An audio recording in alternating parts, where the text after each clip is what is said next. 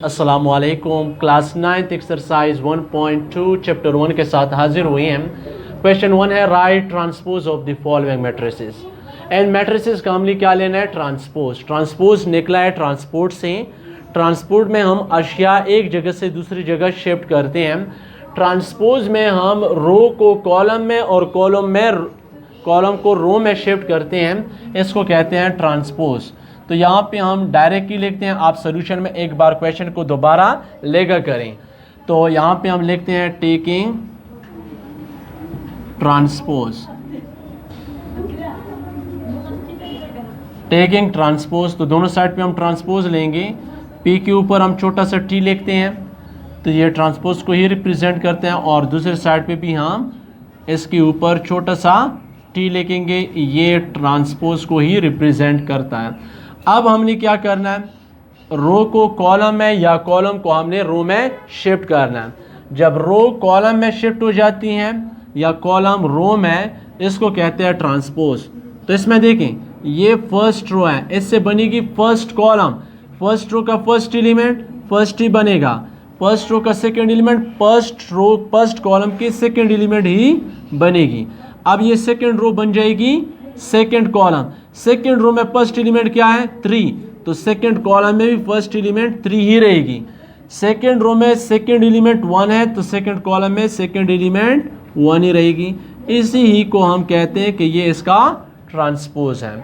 अब question number part 2 की तरफ जाते हैं। ये हमारे साथ है Q is equal to first row L M, second row N P. इसका हम ट्रांसपोज लेंगे। टेकिंग ट्रांसपोज, तो क्यू का ट्रांसपोज हम लेंगे, क्यू के ऊपर छोटा सा टी, यहाँ पे हमने एल एम एन पी, इसके ऊपर ट्रांसपोज की साइन को जब हम ख़त्म करते हैं तो हम क्या करते हैं? यहाँ पे हम रो को कॉलम में या कॉलम को रो में चेंज करते हैं। तो first row change and first column, तो ये क्या बन जाएगी? एल एम, और ये सेकेंड रो बन जाएगी N P first second column. यही है इसका आंसर है। पार्ट 3 की तरफ जाते हैं। पार्ट 3 में सेम अगेन यहाँ पे हमने करना है taking transpose on both side. Transpose जब हम यहाँ पे लेते हैं ट्रांसपोज, तो आर के ऊपर छोटा सा टी, और यहाँ पे हमने 6 मैट्रिक्स के ऊपर भी छोटा सा टी लिखना है। अब अगर हम इसको चेंज करना चाहें, ये एक ही रो और एक ही कॉलम है, ये चेंज नहीं होती। यहाँ पे सिर्फ साइन ख़त्म हो जाएगी। यही इसका आंसर है, यानी ये अपने आप का ही ट्रांसपोज है। क्वेश्चन 2 है which of the following matrices are symmetric. मंदरजिल में से कौन से मैट्रिसेस सिमेट्रिक हैं? सिमेट्रिक में क्या है? थोड़ा सा चेंज है। अगर हम एक मैट्रिक्स का ट्रांसपोज लेते हैं, ट्रांसपोज के बाद वो मैट्रिक्स उसी तरह ही आ जाता है, यानी हम अपनी तरफ से चेंज तो कर लेते हैं लेकिन उसमें कोई चेंज नहीं आता। ट्रांसपोज लेने के बावजूद जो आंसर है ये ओरिजिनल क्वेश्चन आते हैं, तो इसको हम कहेंगे कि ये सिमेट्रिक मैट्रिक्स हैं। तो यहाँ पे हम देखते हैं टेकिंग ट्रांसपोज, टेकिंग ट्रांसपोज। अब एक का हम ट्रांसपोज लेते हैं 5 -7 -1 5। इसका हम ट्रांसपोज लें तो फर्स्ट रो चेंज हो जाएगी फर्स्ट कॉलम में। फर्स्ट कॉलम के हमारे साथ 5 -7 ये बन जाएगी। First row change and first column -1, second row change होगी सेकेंड कॉलम में -1 5। जब हमने ट्रांसपोज लिया, अब हमने इस आंसर को देखना है। ये आंसर हमारे साथ ओरिजिनल क्वेश्चन की तरह है? नहीं है। जब नहीं है तो हम लिखेंगे कि A transpose not equal to A transpose not equal to A, ये A के बराबर नहीं आया है, तो इस वजह से हम इसको कहेंगे कि सो A is not symmetric. A क्या है? ये सिमेट्रिक नहीं है। अगर A के बराबर आता है तो ये सिमेट्रिक, नहीं आता तो ये सिमेट्रिक नहीं होगा। क्वेश्चन पार्ट 2 है इसको अगेन हम इसी तरह सॉल्व करते हैं। हम ट्रांसपोज लेंगे, टेकिंग ट्रांसपोज। ट्रांसपोज जब हम लेते हैं तो क्या लेंगे, यहाँ पे हमारे साथ ये बी के बराबर है, तो B transpose is equal to -1 2 2 3 इसका ट्रांसपोज लें। फर्स्ट रो चेंज करें, फर्स्ट कॉलम में, तो फर्स्ट रो फर्स्ट कॉलम में जब चेंज हो जाएगी तो -1 2, ये फर्स्ट रो चेंज होगी first column, second row change and second column, क्या बनेगी 2 3। अब हम इस आंसर को देखते हैं, ये ओरिजिनल क्वेश्चन है -1 2 2 3, हाँ ओरिजिनल क्वेश्चन है, तो ये हम लिख सकते हैं कि B transpose is equal to क्या, बी की ही बराबर है, तो हम लिख सकते हैं सो बी एज क्या, सिमेट्रिक। वो दूसरा सिमेट्रिक नहीं था, ये हमारे साथ क्या है, सिमेट्रिक है। यहाँ पे हमने लिखा है ए एज नॉट सिमेट्रिक, यहाँ पे हमने लिखा है बी एज सिमेट्रिक, क्योंकि ये बी ट्रांसपोज बी की बराबर आया। नेक्स्ट क्वेश्चन की तरफ जाते हैं।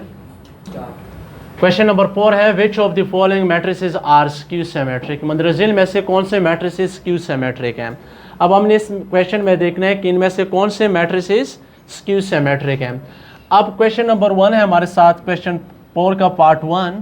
स्क्यू सिमेट्रिक में हमने डियर स्टूडेंट क्या करना है, हमने एक मैट्रिक्स का ट्रांसपोज लेना है, ट्रांसपोज के बाद हमने आंसर को देखना है, अगर वो हमारे साथ -1 के बराबर आए तो इसको हम कहेंगे कि ये क्या है, स्क्यू सिमेट्रिक है।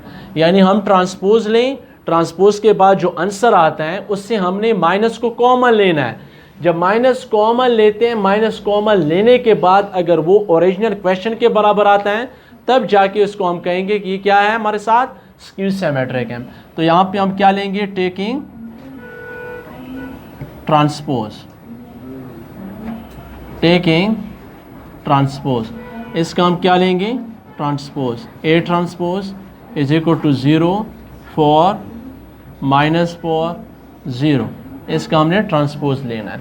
अब ट्रांसपोज में हम क्या करते हैं, इससे आपको सिमेट्रिक भी क्लियर हो जाएगी, क्योंकि यहाँ पे हम माइनस जब कॉमन लेते हैं, माइनस कॉमन लेने तक ये सिमेट्रिक मैट्रिक्स की तरह हम कर लेते हैं, जब माइनस कॉमन लेते हैं इसकी सिमेट्रिक बन जाती हैं। अब हमने क्या करना है, फर्स्ट रो को चेंज करना है फर्स्ट कॉलम में। अब फर्स्ट रो से फर्स्ट कॉलम बनेगी तो क्या बनेगा 0 4, सेकेंड रो से सेकेंड कॉलम बन जाएगी, इससे बनेगी -4 0। अब यहाँ तक हम स्क्यू सिमेट्रिक, यहाँ तक हम सिमेट्रिक में क्या कर देते हैं, इसके बाद हम डायरेक्ट देखते हैं कि अगर हमारे साथ ओरिजिनल क्वेश्चन है तो सिमेट्रिक है।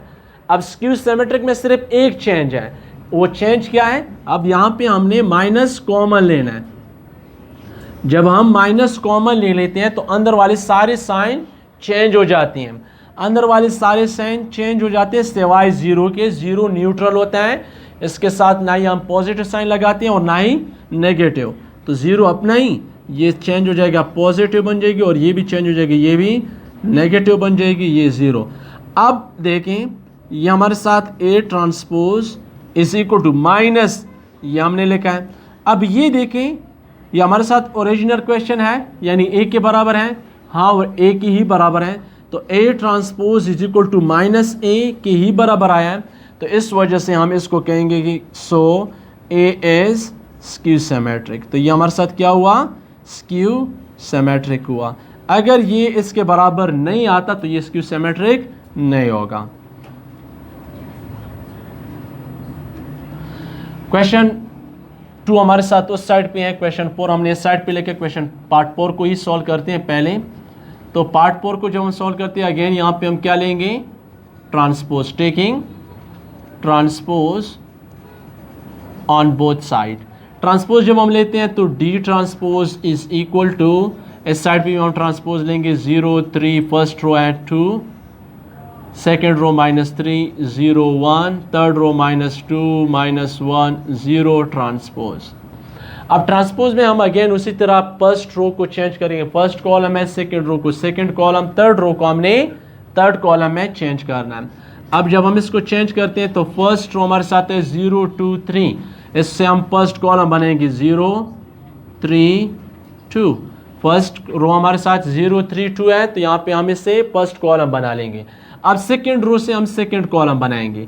ये सेकेंड रो है, इससे हम सेकेंड कॉलम -3 0 1। थर्ड रो से हम थर्ड कॉलम बना लेंगे। थर्ड रो हमारे साथ क्या है, -2 -1 0। यहाँ तक हम सिमेट्रिक मैट्रिक्स में क्या करते थे, उसके बाद हम चेक करते थे कि अगर ये ओरिजिनल क्वेश्चन है तो सिमेट्रिक था वो मैट्रिक्स, अगर नहीं आता तो सिमेट्रिक नहीं है। अब यहाँ पे हम स्क्यू सिमेट्रिक के लिए काम कर रहे हैं। स्क्यू सिमेट्रिक में एक स्टेप उससे इजाफा है। क्या इजाफा है, हमने इससे माइनस कॉमन लेना है, क्योंकि यहाँ पे हमने लिखा ही है कि माइनस हमने -a के बराबर लेके आना है। अगर d है तो -d के बराबर माइनस हमने जब कॉमन लिया तो अंदर सारे साइन चेंज हो जाएंगे।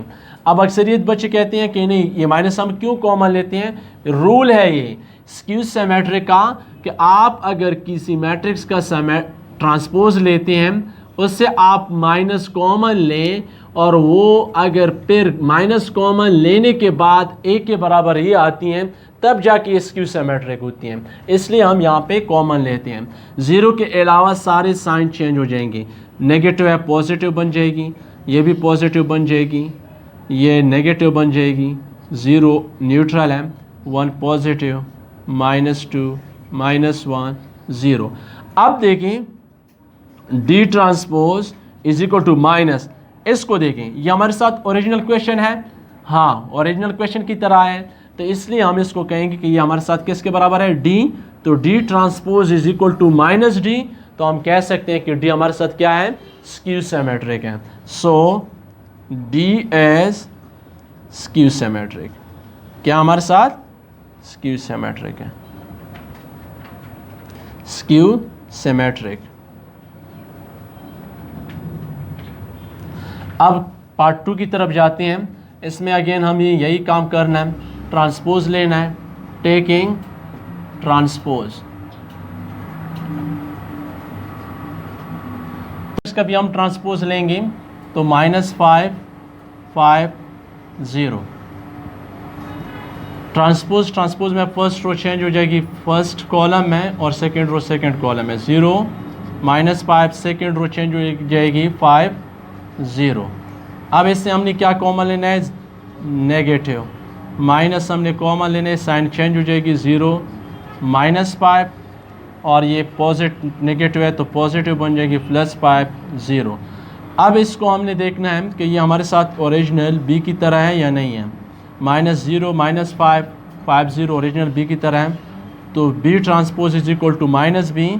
सो B as skew symmetric, B as skew symmetric, ये हमारे साथ स्क्यू सिमेट्रिक के बराबर ही आया है।